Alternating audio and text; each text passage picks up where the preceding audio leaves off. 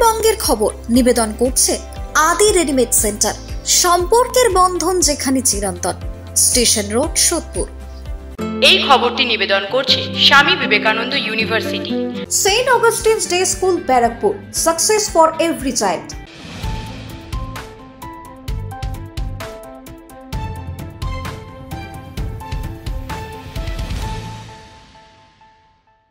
নমস্কার, আপনারা দেখছেন নিউজ বঙ্গ টাইম। সাতটায় বঙ্গের খবর নিয়ে আমি কৃষ্ণা।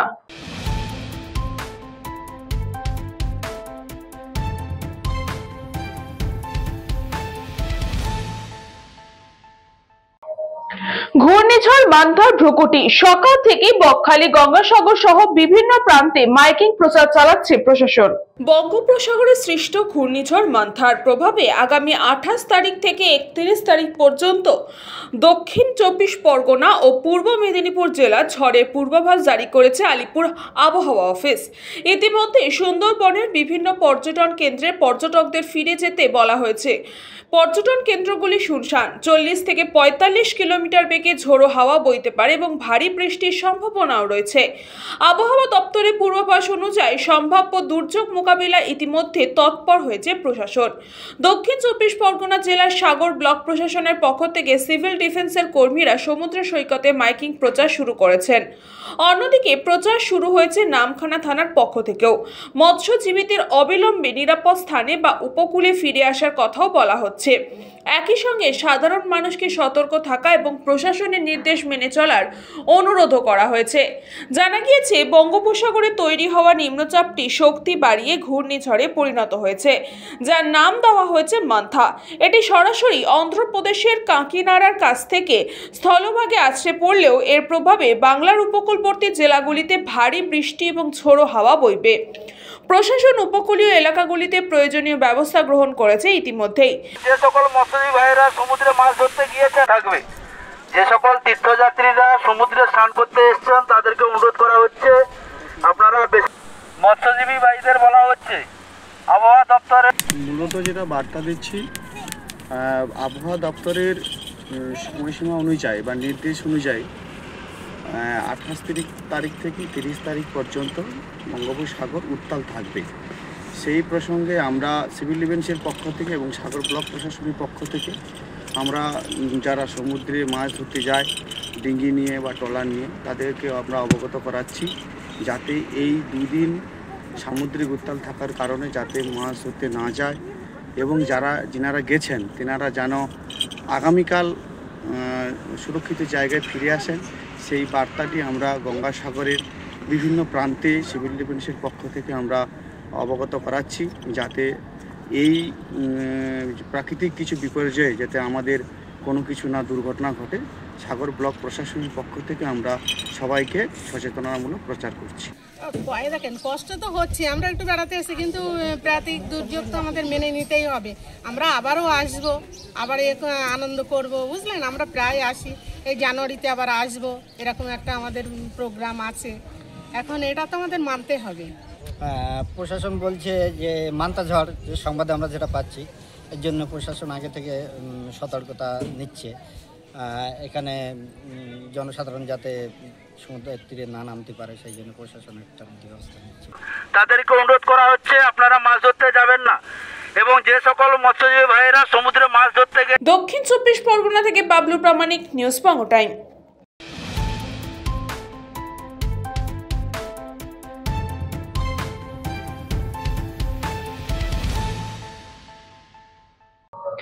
ডুয়ার্সের চা বাগান থেকে এখন বক্সিং রিং। যাত্রাটা সহজ নয় উত্তরবঙ্গের গর্ব মৌমিতার। ছোট্ট গ্রাম থেকে বড় স্বপ্ন, বক্সিং রিংয়ে ডুয়ার্সের গর্ব মৌমিতা খাতুন। আলিপুরদুয়ারের সবুজ চা বাগানের কোলে থাকা ছোট্ট এক গ্রাম থেকে উঠে এসে নিজের লড়াইয়ে জোড়া গোটা উত্তরবঙ্গের পরিচিতি পেয়েছে এক স্বপ্নবাজ মেয়ে মৌমিতা খাতুন। আলিপুরদুয়ার জেলার মাদারিহাট ব্লকের হান্টাপাড়া চা বাগানের বাসিন্দা মৌমিতা আজ ডুয়ার্সের গর্ব। চা শ্রমিক পরিবারের জন্ম এই মেয়ের। শৈশবে বাবাকে হারানোর পর মা একাই সংসারের হাল কাঁধে তুলে নিয়েছিলেন। প্রতিদিন বাগানে ঘন্টার পর ঘন্টা চা পাতা তোলা, ঘরে ফিরে 3 সন্তানকে মানুষ করার সংগ্রাম, সেই কঠিন বাস্তবতায় মৌমিতার জীবন গড়ে তুলেছিল লড়াইয়ের মানসিকতা। মাদারিহাট স্কুলে পড়াশোনার পাশাপাশি খেলাধুলার প্রতি আগ্রহ থেকে শুরু হয় তার পথ চলা। ফলে ফালাকাটা কলেজে ভর্তি হয়ে খেলাধুলার আরও মন দেয়। প্রথমে ক্যারাটে দিয়ে শুরু হলেও সিকিমের এক প্রতিযোগিতার সময় জীবনের মোড় ঘুরে যায়। সেখানেই প্রথমবার হাতে পড়ে বক্সিং গ্লাভস। সেই প্রথম সুযোগই জীবনের দিশা দেখায় মৌমিতাকে। এরপর থেকে আর পিছনে ফিরে তাকাতে হয়নি। কঠিন সংগ্রাম, সীমাহীন পরিশ্রম আর অদম্য ইচ্ছাশক্তির সঙ্গে নিয়ে একের পর এক প্রতিযোগিতায় অংশ নিতে শুরু করেছেন তিনি। বাড়ি থেকে প্রশিক্ষণ কেন্দ্রে যেতে হতো প্রায় 30 কিলোমিটার দূরে। গাড়ির ভাড়ার টাকাও অনেক সময় থাকতো না, তবুও সে হাল ছাড়েনি।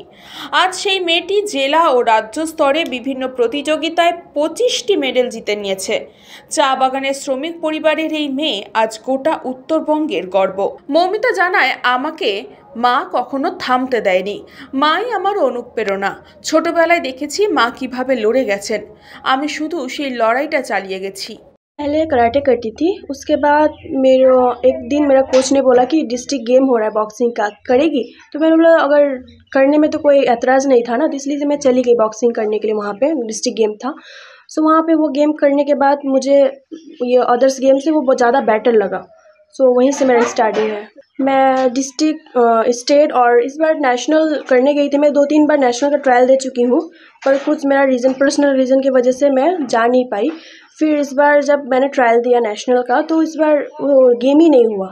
अभी तो मेरा मतलब NIS करने का मन है, क्योंकि और भी तो ज़्यादा दूर जाना है ना बॉक्सिंग को लेके, तो मैं दूसरे किसी को लेके नहीं जाना चाहती, बॉक्सिंग को लेके जाना चाहती हूँ, इसीलिए NIS करूँगी बोल के सोच रही हूँ। वो आदिवासी गर्ल 2 मूवी था, और जिसमें मैं एक विलन की रोल में हूँ, फाइटर, जो हीरोइन है अर्पिता दास, उनके साथ। मेरा फैमिली में मम्मी और 2 भाई और मैं हूँ। খাদিমুল ইসলামের রিপোর্ট, নিউজ পঙ্গ টাইম।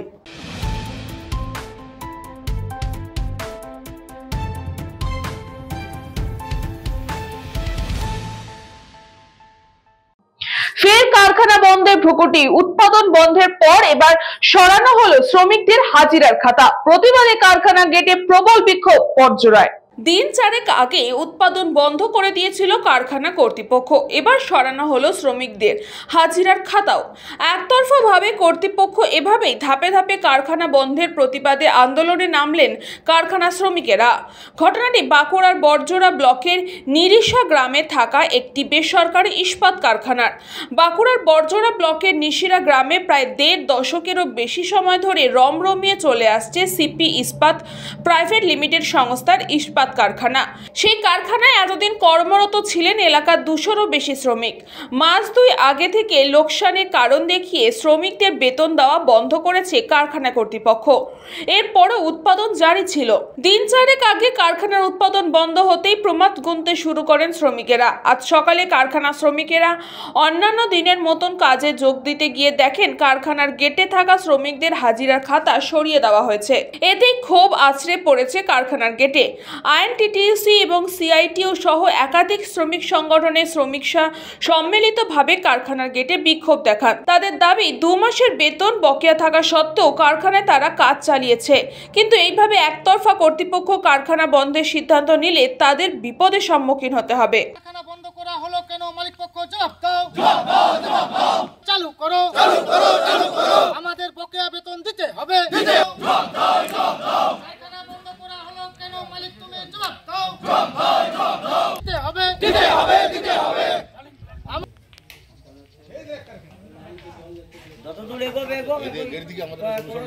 সকাল থেকে বিক্ষোভ দেখাচ্ছি বলতে, আমরা প্রতিদিন যেমন ডিউটি আসি, আমরা আজ সকালে যখন ডিউটি এলাম তখন দেখছি আমাদের কারখানার গেট হয়তো খোলা আছে, কিন্তু আমাদের যে অ্যাটেন্ডেন্স, আমরা যে সিকিউরিটি রুমে যে আমরা অ্যাটেন্ডেন্স করি, সে অ্যাটেন্ডেন্ট কোনো সিট নেই।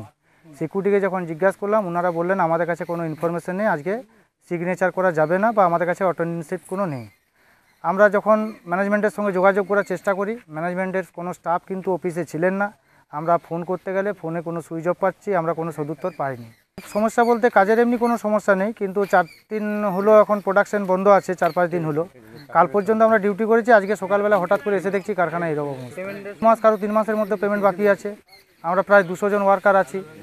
আমাদের খুব সমস্যার মধ্যে পড়ে গেছে। আমাদের ফ্যামিলি আছে, আমাদের বউ বাচ্চা আছে, তাদের পড়াশোনা, খাওয়া দাওয়া।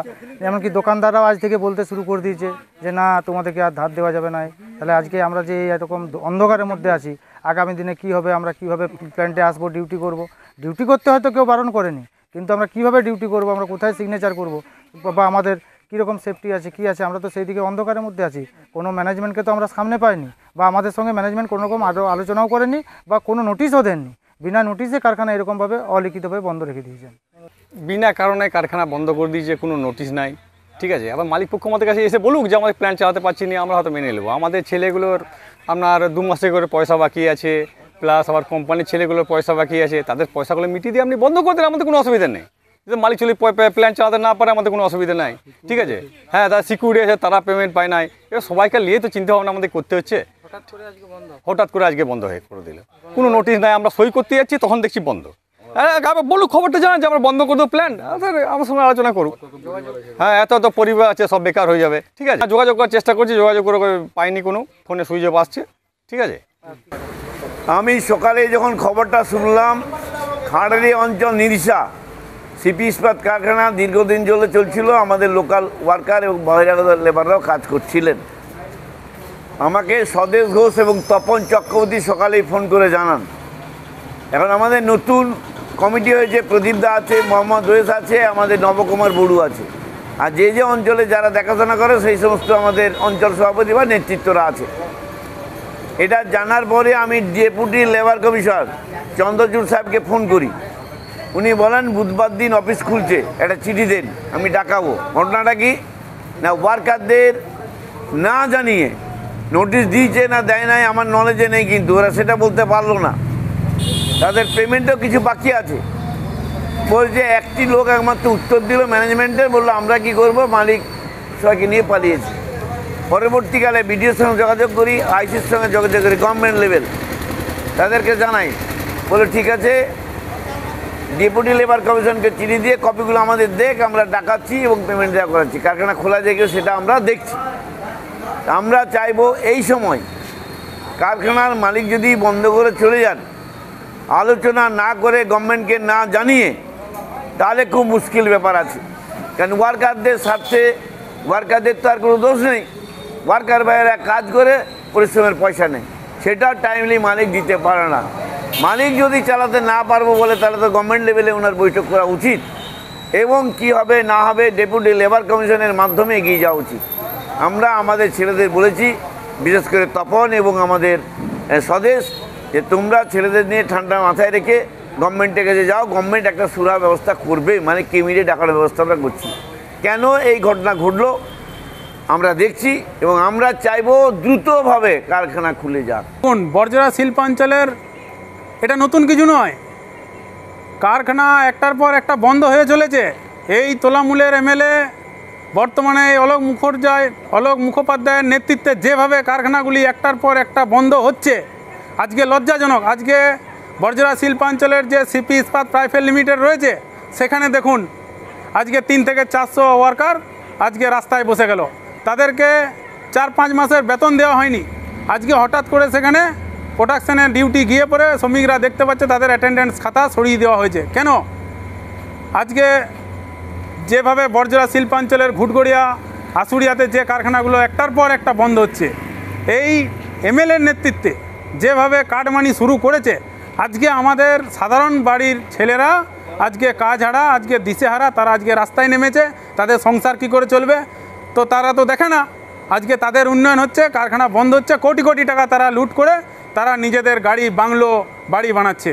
লজ্জা এই বাংলার মুখ্যমন্ত্রীর নেতৃত্বে যেসব এই তোলামূলের নেতা নেত্রীরা রয়েছে, তারা শুধু গরিবের পেটে লাথি মারতে জানে, লাথি। চিরঞ্জিত মণ্ডলের রিপোর্ট, নিউজ বঙ্গ টাইম।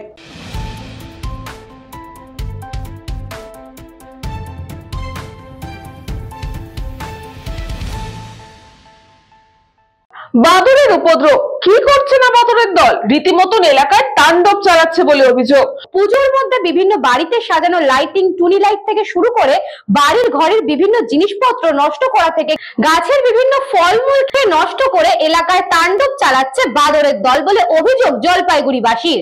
জলপাইগুড়ি শহরের পাহাড়পুর অঞ্চলে বাদরের উপদ্রবে নাজেহাল বাসিন্দারা। বন দপ্তরের হস্তক্ষেপের দাবি জানিয়েছে সকলেই।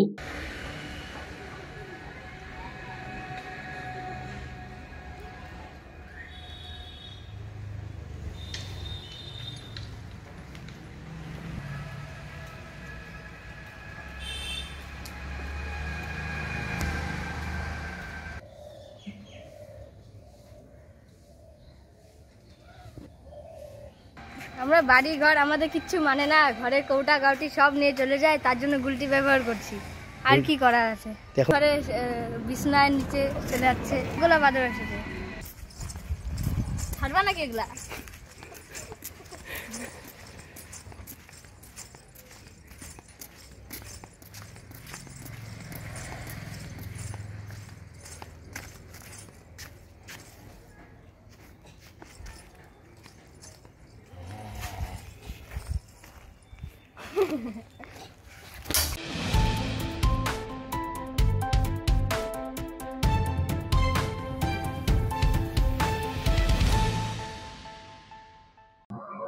পদত্যাগ করলেন হাওড়া পৌর কমিশনার সুজয় চক্রবর্তী। নিজের বাড়িতে সাংবাদিক সম্মেলন করে তিনি তার পদত্যাগের কথা জানান, তবে এই পদত্যাগ পত্র এখনো গৃহীত হয়নি বলে জানা গিয়েছে। প্রসঙ্গত, সুজয় চক্রবর্তী এর আগেও পদত্যাগ করেছিলেন, সেই সময় তৈরি হয়েছিল বিভিন্ন জল্পনা। এই দিন ফের পদত্যাগ করায় আবারও নতুন করে তৈরি হয়েছে জল্পনা। তবে ব্যক্তিগত কারণেই এই পদত্যাগ বলে জানান সুজয় চক্রবর্তী। পাশাপাশি কোনো চাপ ভয় এই সমস্ত তার কাছে ছিল না, তিনি একদম ব্যক্তিগত কারণে এই পদত্যাগ বলে জানালেও রাজনৈতিক গুঞ্জন শুরু হয়েছে ইতিমধ্যেই। এইচএমসি যে চেয়ারম্যান পদ থেকে আমার রেজিগনেশন 25 তারিখে আমি আমাদের মাননীয় মন্ত্রী ফিরাদ হাকিম সাহেবকে আমি পাঠিয়ে দিয়েছিলাম, এবং সেটা আমি আমাদের কর্পোরেশনের কমিশনার ম্যাডামকে আমার কপি পাঠানো হয়েছে। তো বেসিক্যালি সম্পূর্ণ ব্যক্তিগত কারণের জন্য আমি এটা একটা সিদ্ধান্তে, আপনারা জানেন এর আগেও আমি একবার রেজিগনেশন দিয়েছিলাম, তখন সেটা যে কোনো কারণেই হোক সেটা অ্যাকসেপ্টেড হয়নি। তো এবারে আমি রেজিগনেশন দিয়েছি এবং সেটা আমি মাননীয় মন্ত্রীর কাছে, আমাদের দপ্তরের মন্ত্রীর কাছে পাঠিয়ে দিয়েছি এবং আমি ওনাকে অনুরোধ করেছি যেন সেটা গৃহীত হয় বা সেটা অ্যাকসেপ্ট হয়। দেখুন, এটা আমি আবারও বলছি, এটা সম্পূর্ণ আমি ব্যক্তিগত রিজন, ব্যক্তিগত কারণে আমি এটা ছেড়েছি। ব্যক্তিগত মানে ব্যক্তিগতই হবে, এখানে আর কোনো রিজনের মধ্যে আমি যাব না।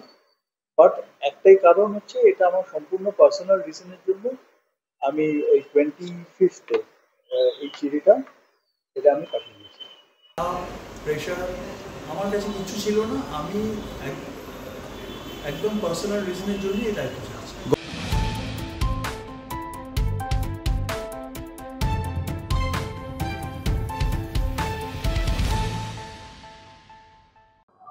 এখন সময় একটা ছোট্ট বিজ্ঞাপন বিরতির, ফিরে আসবো বিরতির পর।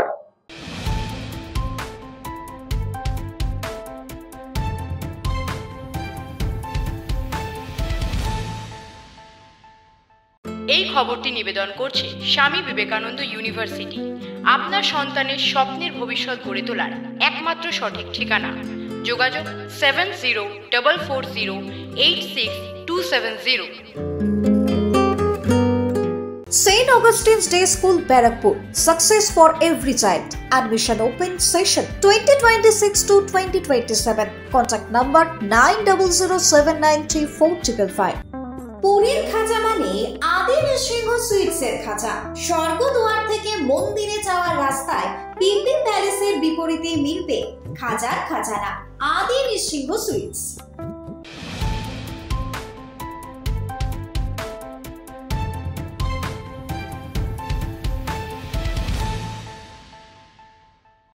ফিরে আসলাম বিরতির পর, চোখ রাখবো পরবর্তী খবরে।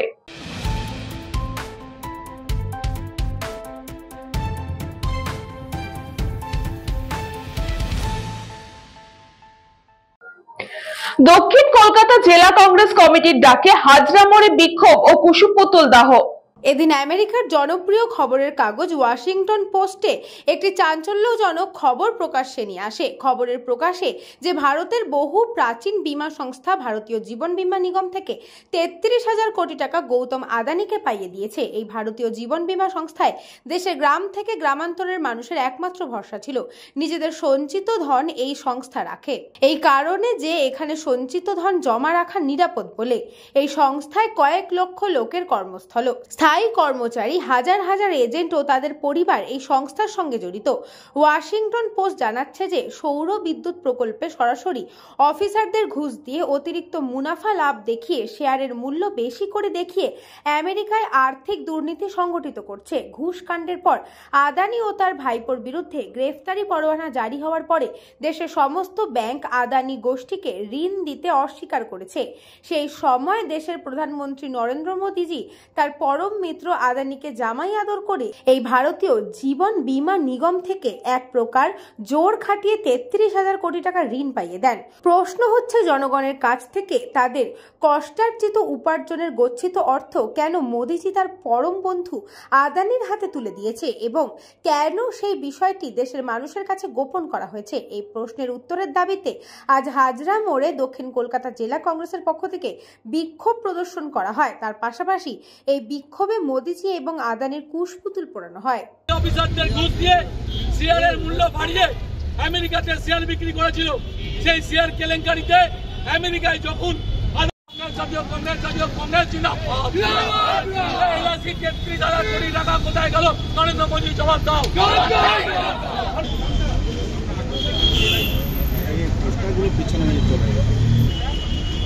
আজকে দক্ষিণ কলকাতা জেলা কংগ্রেসের হাজরা মোড়ে বিক্ষোভ প্রদীপ দাস সভাপতি বলেছেন ইতিমধ্যেই, এবং সবথেকে বড় কথা নীতি আয়োগ এবং দেশের অর্থমন্ত্রক মোদি পরিচালিত তারা মে 2025-এ 33,000 কোটি টাকা এলআইসির টাকা, যে এলআইসি জানেন যে মানুষ খেটে খাওয়া মানুষ, দেশের মানুষ, তারা অল্প অল্প করে সেখানে টাকা জমায় এবং নিজের যে অর্থ সেই অর্থের ভেতর থেকে কষ্ট করে সেই টাকা রাখে কারু মেয়ের বিয়ে দেওয়ার জন্যে, কারু ছেলে মেয়ের পড়াশুনো করার জন্যে, পেনশন স্কিমে টাকা রাখে।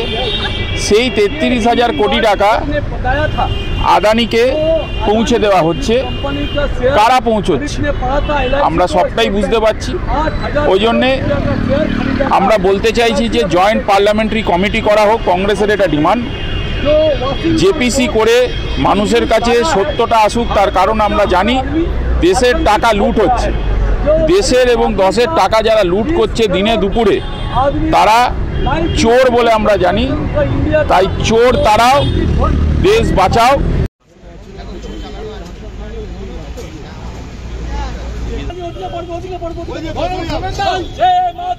ব্যুরো রিপোর্ট, নিউজ বঙ্গ টাইম।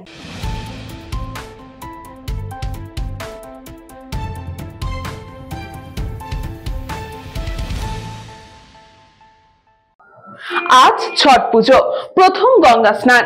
সূর্য দেবতাকে প্রথম অর্ঘ্য উৎসর্গ করেই পুজো করলেন হিন্দি ভাষাভাষী মানুষেরা।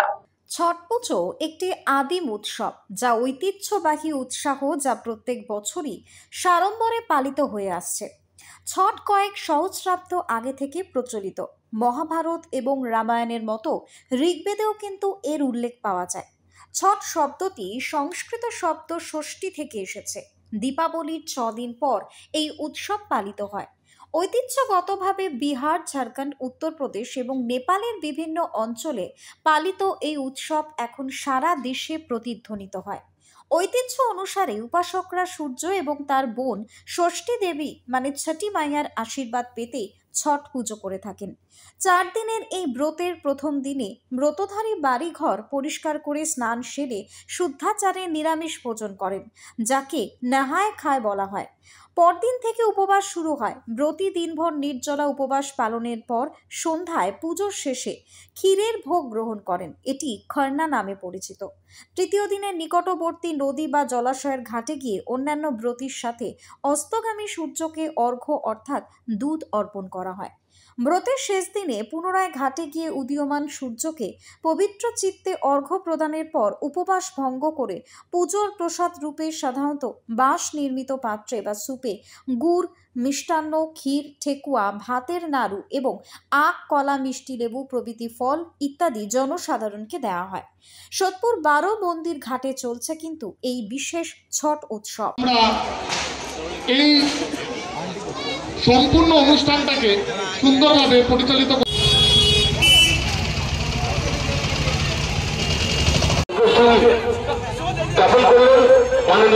बहुत ही अच्छा लग रहा है। हर साल ही हम लोग आते हैं यहाँ पे। छठ पूजा हमारे लिए एक फेस्टिवल नहीं है, एक इमोशन है, तो वो हम लोग एक वर्ड्स में हम लोग एक्सप्रेस नहीं कर सकते, इतना अच्छा लगता है। बहुत सारा ही विशेष है जो कि हर साल ही हम लोग करते हैं। मन वो पूरा भी होता है, तो श्रद्धा से बस पूजा करते हैं, वही है।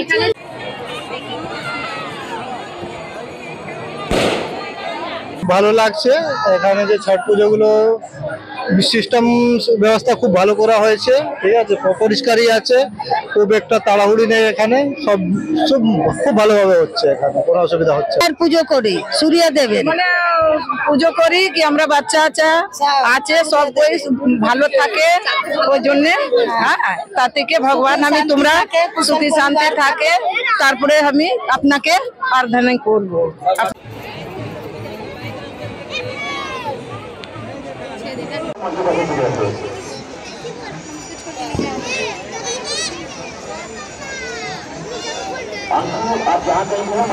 पूजा हम लोग बहुत ही पावन और सब कुछ इसमें जिसमें हम लोग जिसका बच्चा नहीं होता है, बहुत ही मनोकामना सबका पूरा होता है।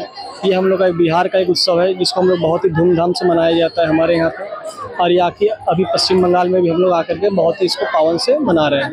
छठ पूजा में हम लोग का 4 दिन का त्यौहार होता है। पहला एक होता है नहाए खाए, जिसमें लौकी भात का पूजा होता है। दूसरे दिन खरना होता है, जिसमें उस दिन ही जो उपास रहती है उस दिन लास्ट खाना वो लोग खाती है, फिर उसके बाद वो लोग खाना नहीं खाती है। फिर पहला अर्घ, फिर दूसरा अर्घ के दूसरा दिन वो लोग ट्यूसडे के दिन खाना खाएंगे। वो लोग পুজো আমাদের বিশেষ করে হিন্দি ভাষীদের খুব মানে মহাপর্ব এটা আমরা সূর্য ভগবানকে উপাসনা করে মা ছটের ব্রত করি, আমরা পুজো করি। আর আমাদের এই যে সমিতি ছট পূজা সেবা সমিতি, আমরা মানুষের সেবার জন্য এখানে যাতে কারো কষ্ট না হয়, কোনো অসুবিধা না হয়, আমরা সমস্ত রকম তৎপর থাকি ওনাদের সেবা করার জন্য।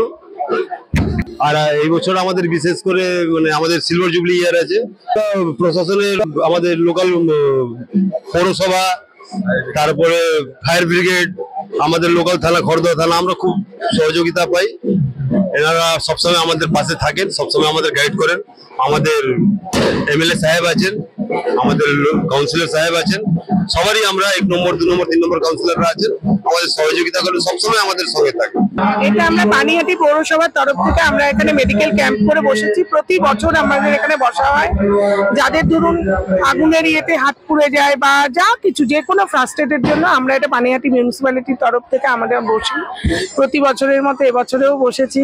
যতটা পারি মানুষকে পরিষেবা দেওয়ার চেষ্টা করি।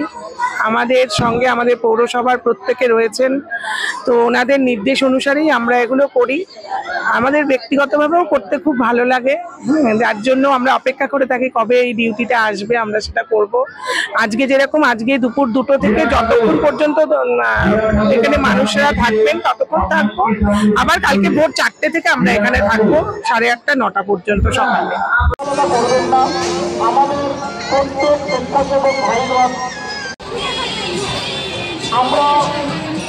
শ্রেয়াদের সাথে দিশা দাসের রিপোর্ট, নিউজ বঙ্গ টাইম।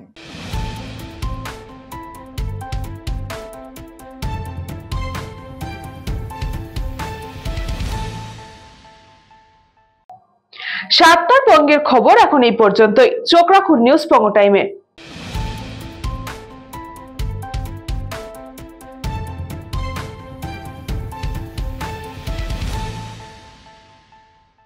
এই খবরটি নিবেদন করছে স্বামী বিবেকানন্দ ইউনিভার্সিটি, আপনার সন্তানের স্বপ্নের ভবিষ্যৎ গড়ে তোলার একমাত্র সঠিক ঠিকানা। যোগাযোগ 7044086270। St. Augustine's Day School, Barakpur. Success for every child. Admission open session 2026 to 2027. Contact number 9007934555.